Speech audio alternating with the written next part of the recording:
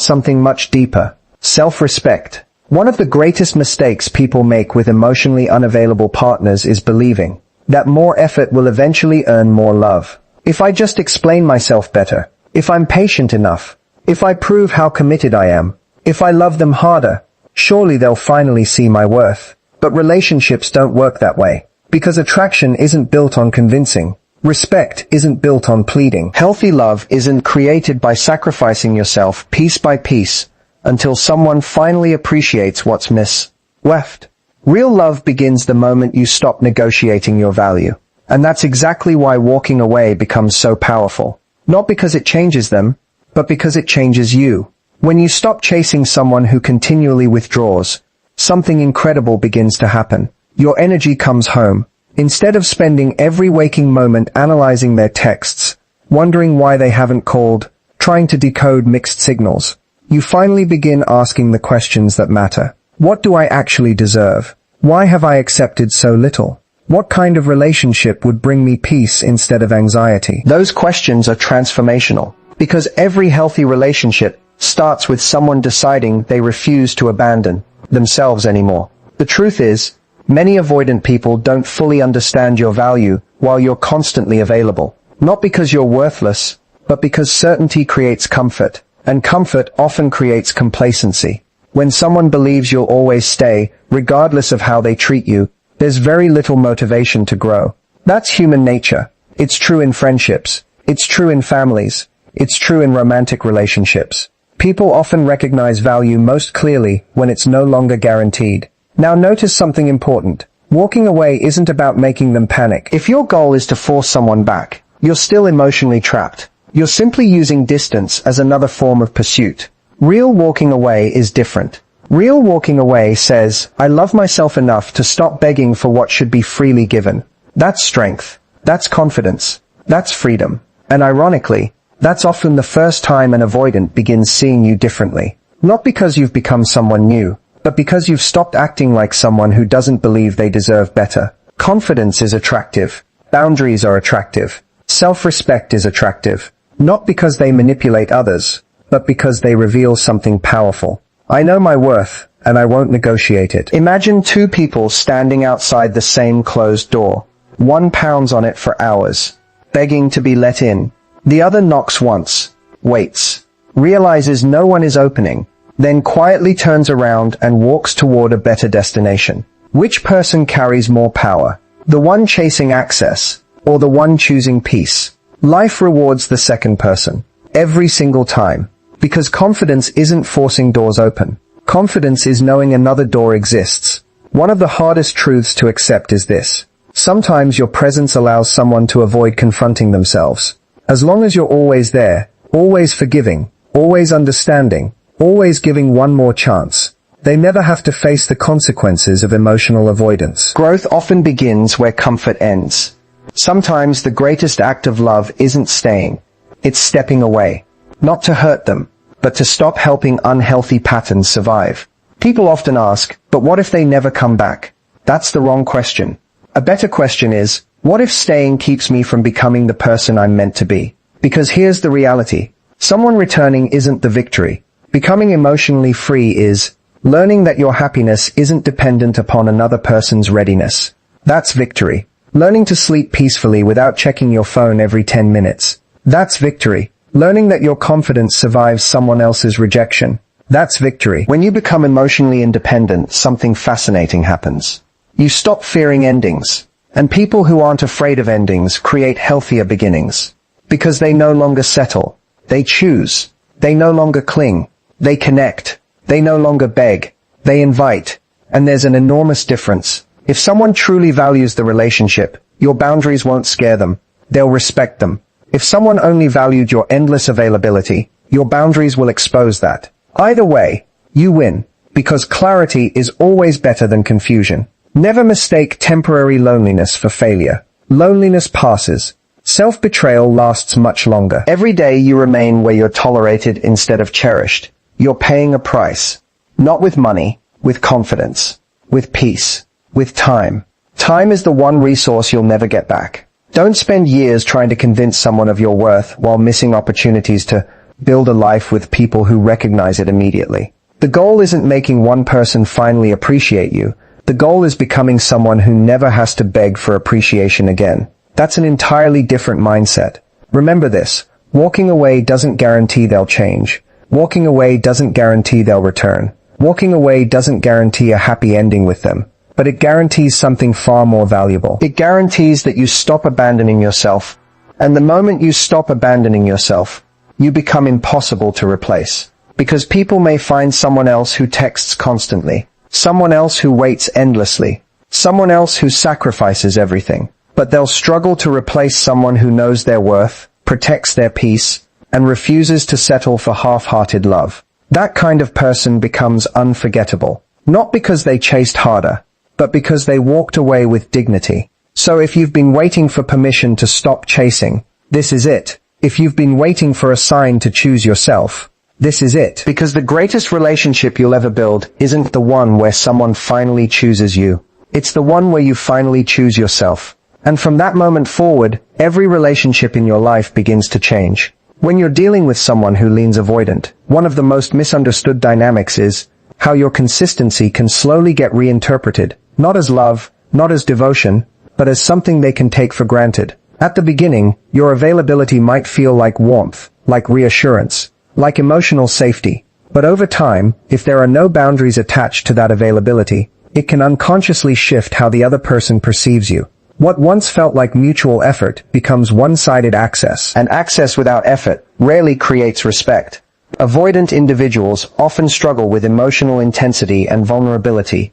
So when someone is always present, always replying, always forgiving, it can actually reduce the emotional tension that keeps attraction alive. Not because you're doing something wrong, but because there is no longer any uncertainty. And psychologically, uncertainty is often what forces people to value what they have. When everything is guaranteed, the emotional system relaxes. And when it relaxes too much, appreciation is replaced by expectation. This is where the subtle danger begins. You might think that being understanding, patient, and endlessly available is what builds connection. But without realizing it, you can slip into a pattern where your presence becomes the timely, myriad mine, always there, always accessible, always waiting. And when someone starts to assume your availability instead of valuing your presence, respect naturally begins to erode.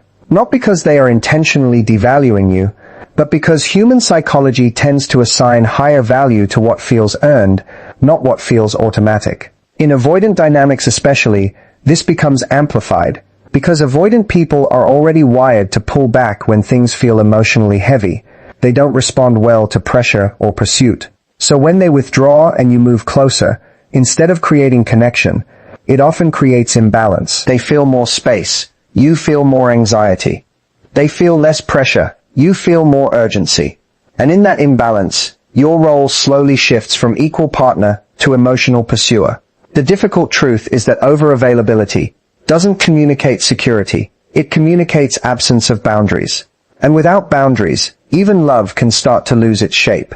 Because respect is not built on how much you can give, but on what you are no longer willing to tolerate. When there is no line that defines your self-worth, the other person subconsciously stops recognizing where effort is required. So the real shift begins when you understand this. Every time you override your own emotional needs just to stay connected, you are not only exhausting yourself, you are also reshaping how the relationship functions. You are teaching the other person what they can do without consequences. And in that lesson, respect quietly fades, not in one dramatic moment, but in 1,000 small allowances that went unspoken. Walking away without anger or revenge is one of the most misunderstood forms of strength in many relationships, especially when dealing with someone who tends to be emotionally avoidant. Most people assume that power is expressed through intensity, through long explanations, emotional breakdowns, or finally saying all the things that were never said. But in reality, true emotional authority often shows up in the absence of reaction, not the presence of it. When you leave from a place of emotional chaos, anger, desperation, or the need to prove a point, you are still tied to the other person. You're still emotionally engaged in the outcome. Even if the direction has changed, the attachment remains active. Revenge keeps you connected. Anger keeps you connected. Even pleading keeps you connected. They are all different forms of the same thing.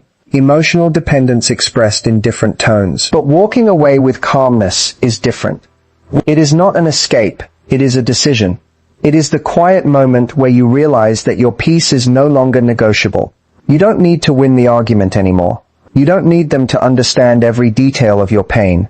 You don't even need closure in the way you once thought you did, because clarity begins to replace explanation. And once clarity arrives, over-explaining becomes unnecessary. This kind of exit carries a different energy. It doesn't create confusion in you, it creates clarity in you. And that clarity is what shifts everything internally. You are no longer trying to extract validation from someone who has already shown you their emotional limit. You are no longer trying to force understanding from someone who repeatedly avoids emotional depth. Instead, you are choosing alignment with yourself over alignment with confusion. For avoidant individuals specifically, emotional intensity can often reinforce distance. If your departure is loud, reactive, or filled with emotional charge, it can confirm their internal belief that closeness equals pressure. But when your departure is calm, grounded, and unhooked from drama, it creates something very different. It creates contrast. Not manipulation, not strategy, contrast. They begin to see a version of you that is not chasing, not reacting, not emotionally entangled in the usual push and pull cycle. And for you, this becomes the real transformation. Because walking away without revenge requires emotional maturity. It requires you to sit with discomfort without trying to convert it into control. It requires you to accept that not every story gets resolved the way you hoped, and not every person will meet you at your emotional depth. That acceptance is not defeat, it is liberation. There is a quiet dignity in leaving without needing to wound the other person on your way out. Because when you don't turn pain into punishment, you preserve your own integrity. You don't leave as someone who was broken by the experience. You leave as someone who chose themselves despite it. And that choice, more than anything you could say in anger, is what redefines your self-worth in the long run. When you chase someone who is emotionally avoidant, it often feels like you are doing the right thing. From your perspective, you are showing love, effort, consistency, and emotional commitment. You are trying to bridge the gap, to reduce distance, to fix what feels like disconnection. But what is rarely understood is that chasing does not translate as love in the mind of someone who fears emotional closeness. It often translates as pressure, expectation, or emotional demand. Avoidant individuals are typically wired to regulate closeness through distance. When emotional intensity rises, their instinct is not to lean in, it is to step back. So when you move closer in response to their withdrawal, it creates a psychological imbalance. You are increasing pursuit while they are increasing distance. And in that dynamic, the more you chase, the more the system reinforces itself. Your anxiety rises, and their need for space increases. What makes this even more painful is that chasing often comes from a place of hope. You believe that if you just say it better, explain it more clearly, or show more patience, something will shift. But the paradox is that the more you try to fix the connection through pursuit, the more you unintentionally confirm their internal emotional pattern. That closeness is something that feels overwhelming, demanding, or difficult to sustain. In this dynamic, the avoidant person is not evaluating your worth in the way you think they are. Instead, they are responding to emotional intensity itself. And when intensity becomes associated with your presence starts to feel like something they need to regulate rather than embrace. That is why chasing so often backfires. It doesn't create clarity, it creates emotional congestion. There is also a deeper psychological shift that happens to you when you chase. Over time, your focus slowly moves away from self-respect and begins to revolve around behavior management. You start monitoring what you said, how you said it, when you should text, when you should wait, what might make them come closer. Without realizing it, your emotional center shifts from self-led to response-led.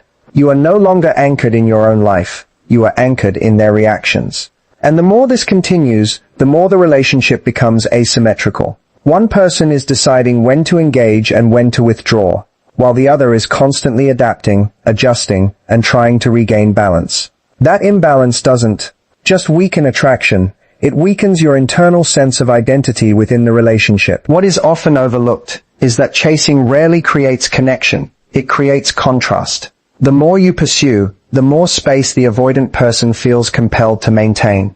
Not because they don't feel anything, but because the emotional environment becomes associated with pressure instead of peace. And when peace is missing, even potential connection becomes something they instinctively step away from. Setting boundaries with an emotionally avoidant person is often misunderstood as control, punishment, or emotional manipulation. But in reality, a boundary is none of those things. A true boundary is simply the point where your self-respect begins to outweigh your fear of losing someone. It is the moment you decide that your emotional well-being is no longer something you are willing to negotiate for temporary connection.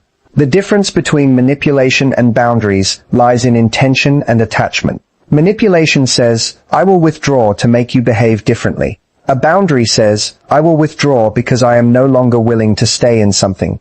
Consistently disregards my emotional needs. One is about controlling the other person's reaction. The other is about protecting your own internal alignment. With avoidant dynamics, boundaries become especially important because the natural push and pull cycle can easily blur emotional lines. Without boundaries, you may find yourself constantly adjusting, becoming more patient when they pull away, more understanding when they become distant, more forgiving when they return as if nothing happened. Over time, this creates a silent pattern where your needs become secondary to maintaining connection. Healthy boundaries interrupt that pattern, not through punishment, but through clarity. They introduce emotional structure where there was previously emotional ambiguity. For example, instead of endlessly explaining why consistent communication matters, a boundary simply communicates that inconsistent communication is something you no longer participate in.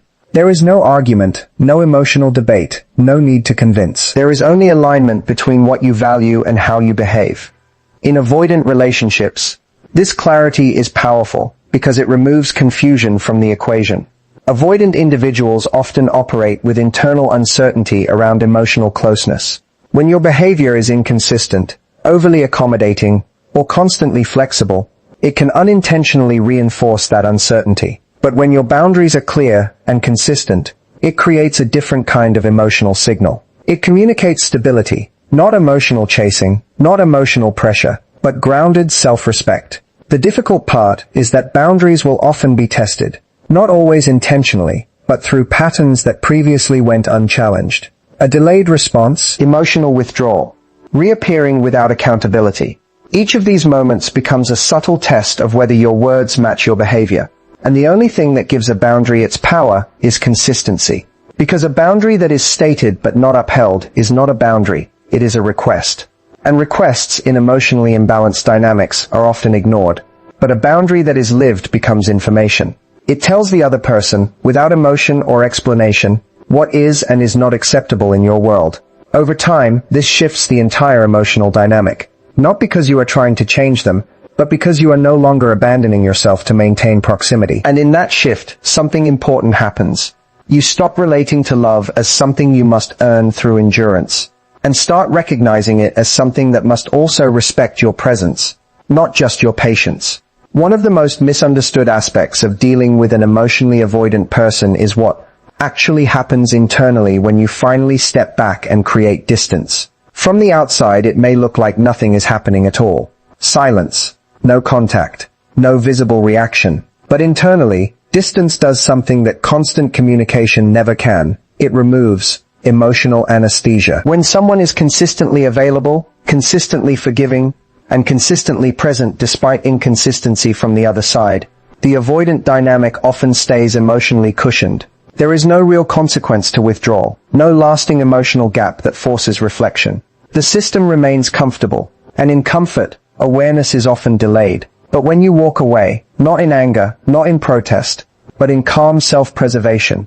you remove that cushion. You introduce space, and space is where emotional processing begins to surface. It is not that distance automatically creates longing, but it creates contrast. And contrast is what allows the mind to reevaluate patterns that were previously normalized. Avoidant individuals often regulate emotional intensity by reducing engagement.